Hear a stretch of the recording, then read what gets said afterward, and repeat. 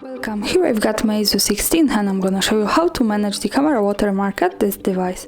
So at first we have to tap on the camera button here to open it, and as you can see, for now we are in the standard photo mode, so to get access to the watermarks we have to move to more advanced options. We can do it by using this button here in the right corner. And it gives us access to the advanced camera settings. Now let's focus on the date stamp and the device watermark, so these two options here. We can add the date stamp by using this button. As you can see now this is turned on. When we tap on this again we can turn it off, so this is how it works here. This is really easy.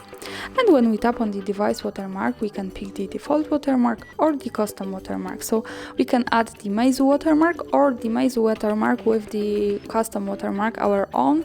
So let me pick this to show you how both looks like, because this is connected. So for example by hard reset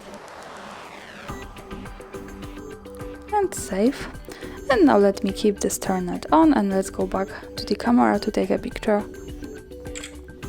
And now let's move here to the right corner at the bottom. When we tap on this we get quick access to the gallery. So this is our picture, and as you can see here we have the Meizu watermark with hard reset, and this is how it looks like. And from the right we have the date and time watermark, so this is how it looks like.